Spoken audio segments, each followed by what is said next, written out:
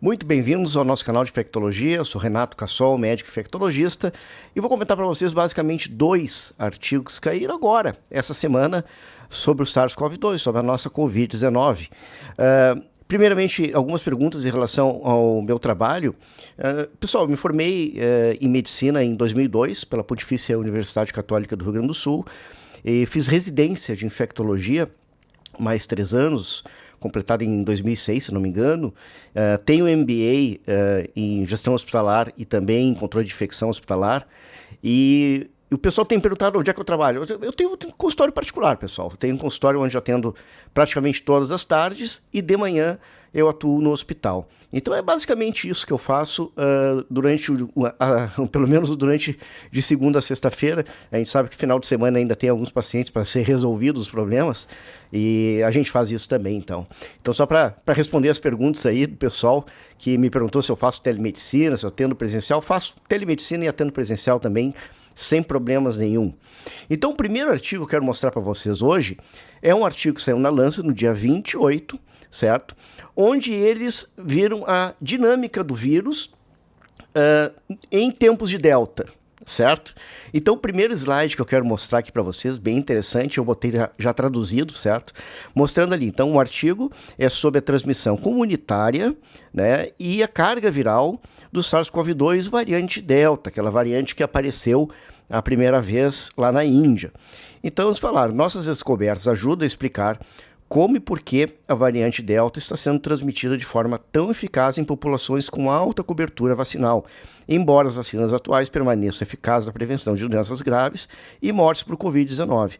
Nossos achados sugerem que a vacinação por si só não é suficiente para prevenir toda a transmissão da variante Delta no ambiente doméstico, onde a exposição é próxima e prolongada. Aquilo que eu já havia dito para vocês, é mais de 80% da transmissão do SARS-CoV-2 é intradomiciliar. É ali no contato próximo com a família que acontece a maior parte das transmissões.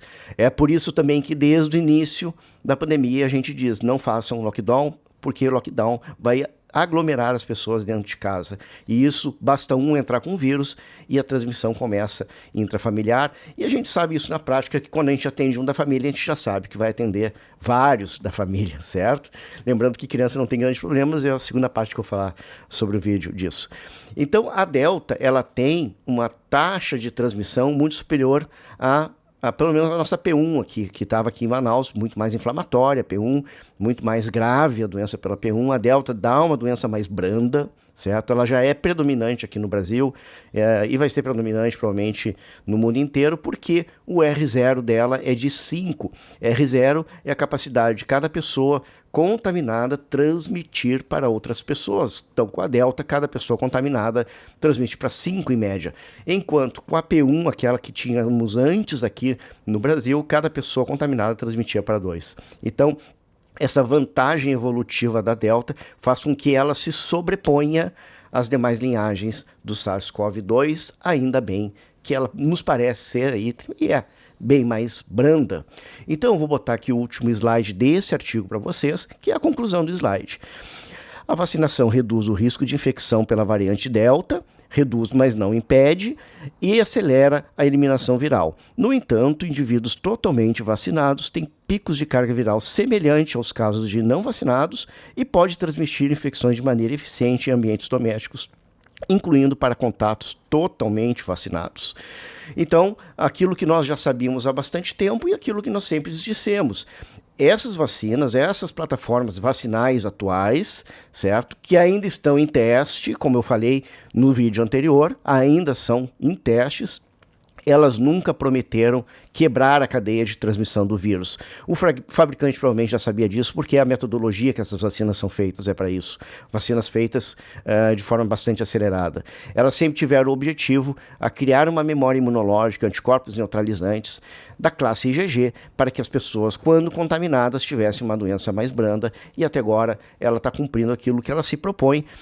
Novas plataformas vacinais já estão sendo desenvolvidas para interromper a disseminação do vírus. Eu espero que sejam seguras e eu espero que sejam feitas de forma no passo normal, digamos assim, né? Sem atropelos e principalmente sem obrigatoriedade, porque aquilo que eu já expliquei em vídeos anteriores, as vacinas são experimentais, logo não podem ser obrigatórias. Ninguém pode te obrigar, muito menos o Estado, a te injetar algo no teu corpo que tu não queira, tá certo?